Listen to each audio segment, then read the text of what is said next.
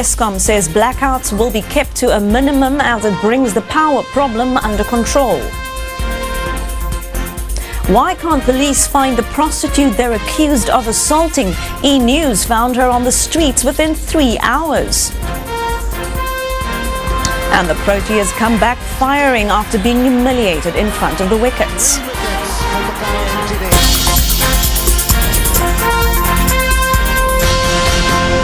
This is E-News Prime Time. A very good evening. Eskom says South Africa's power cuts appear to be under control. There were countrywide blackouts yesterday after several power plants in Mpumalanga and the Koeberg nuclear plant went down.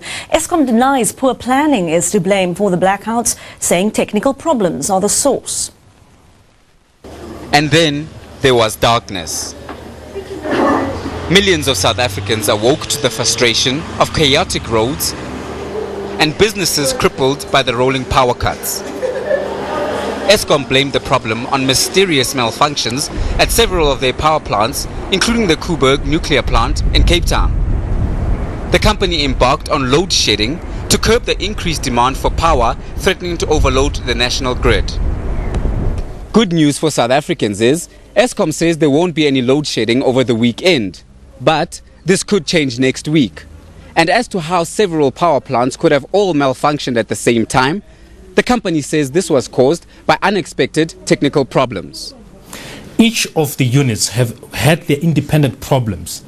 Some of them may have problems that are common in their description, but each one of them tripped for a specific technical reason. Eskom says it will spend 97 billion rand over the next 5 years to upgrade and maintain the national power grid. But the company can't guarantee similar power cuts won't occur in the future. Dumale Mushlaudi, E-News, Johannesburg. It's really easy to conserve electricity through these erratic power cuts. And all it takes is a quick stroll through your home, switching off appliances that are using the most power. Starting with your kitchen appliances. Usually it's the dishwasher that's consuming way too much of energy. If you can bear to do the dirty dishes by hand, or get your husband to chip in. Switch off your computer when you're not using it, rather than leave it running. And then, probably the most important electricity saving tip is to switch off your geyser at the mains. Pool pumps also require a lot of energy. Not only will switching off these appliances help the country, it will also mean a cheaper electricity bill at the end of the month. Belinda Moses, E-News, Johannesburg. Well, it's not yet clear exactly how much yesterday's power cuts have cost the country, but the South African Chamber of Commerce estimates it'll be billions of rands. Now, SACOB says South Africa generates between 6 and 10 billion rand a day, and the disruptions to business are likely to have made a severe dent in that. Some of the hardest hit industries are agriculture and banking. ABSA, for instance, had to close 27 branches and 170 ATMs, leaving customers around the country without access to cash, while farmers say this is a critical period for harvesting and millions of rands worth of crops may have been ruined.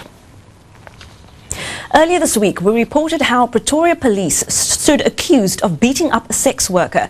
They allegedly punched, kicked and dragged the woman and then threatened witnesses. Well, police say they've been trying to find the woman since then so they can investigate. But just how hard have they been looking? Some viewers may find the following visuals disturbing. These are the pictures that sparked outrage. A young woman, bruised, bloodied, unconscious. Witnesses claim her attackers were police officers. National Police Commissioner Jackie Salebi has ordered an investigation. But police say they're struggling to investigate the case because they simply can't find the victim. Well, all I can tell you is that the investigating officer informed me that they are looking for the victim in order to obtain a statement. Is that all you can tell me? Yes. Well, here she is. Her name is Patricia. She's 32 and works the streets to support her family, including a 12-year-old daughter. Then they hit me also with the hands. Then I started fighting with them. Then I ended up jumping down, and I went down the car. So by the time I was there, they sprayed me. Patricia's injuries are still visible. We showed this footage to director Govinsamy Marimutu on this portable editing machine. In this footage, a police car can clearly be seen behind Patricia. The special team has taken 5 days. It took me 3 hours. How do you account for that?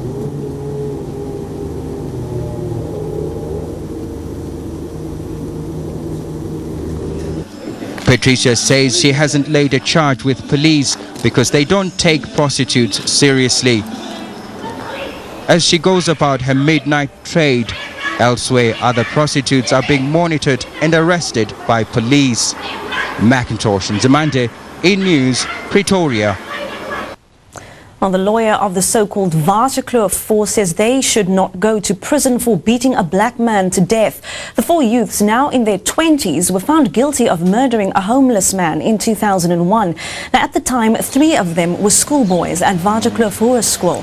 Their lawyers have told the court they are good people who did a bad thing and prison would not be an appropriate sentence. But prosecutors say the crime was so serious that they must spend time behind bars and have asked for jail time of between 10 to 12 years. Let's have a look now at the latest from the markets.